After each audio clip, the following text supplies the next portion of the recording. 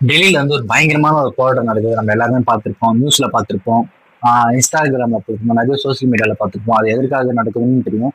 NEET எக்ஸாமோட question paper வந்து exam வரதுக்கு முன்னாடி வந்து லீக் ஆயிடுச்சு. அதை வந்து சில பேர் காசு கொடுத்து வாங்கி அதை வாங்கி சில பேர் வந்து எழுதியிருக்காங்க அப்படின்றாங்க. அதை வாங்கி எழுதணும் கொஞ்சம் பேர் இருந்தாலும், அதை நேர்மையா படிச்சு பல வருஷங்கள் படிச்சு வந்து வீட்டை விட்டு வெளியே வராம ஒரு சில எல்லாம் படிச்சு எழுதியிருப்பாங்கல்ல, அவனுங்களை வந்து லைஃப் வந்து என்ன பண்றது, அவங்களோட எஃபெக்ட் வந்து வீணா போகுது. நீங்க வந்து நீட் வச்சா வந்து எப்படி இதெல்லாம் இதுவாகும் அப்படின்றதுக்கான இதுதான் மெயின் ஒரு இதுவா கோரிக்கையை வச்சு அவங்க வந்து போராட்டம் பண்றாங்க. அதை தொடர்ந்து வந்து சில நாடுகள்ல சில மாநிலத்துல வந்து திருப்பும் போராட்டம் நடக்க ஆரம்பிக்குது.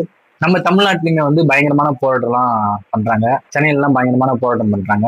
அது மட்டும் இல்லாம எல்லா நாட்டுல இருக்கிற மக்களுமே எல்லா ஸ்டேட், ஹிந்து, முஸ்லீம், கிறிஸ்டின், எந்த ஒரு இதுவுமே பார்க்காம அந்த போராட்டத்துல எல்லா நாட்டுல இருக்கிற மக்களுமே போய் கலந்து கொண்டு ஆதரவு கொடுத்துன்னு இருக்காங்க. இன்னி வரைக்கும் அந்த போராட்டம் வந்து நிக்காம நடந்து கொண்டே இருக்கு. இந்த போராட்டம் வந்து எத்தனை நாளைக்கு இந்த மாதிரி நீடித்து போகணும்னு தெரியல. இதால இன்னும் எத்தனை பேர் பாதிப்படைப்பாங்கன்னு தெரியல. இதால ஏற்கனவே ஒரு 20 பேர் இறந்திருக்காங்க சூசைட் பண்ணி. இந்த மாதிரி இன்ட்ரெஸ்டிங்கான விஷயத்துக்கு மறக்காம சப்ஸ்கிரைப் பண்ணி ஃபாலோ பண்ணிக்கோங்க.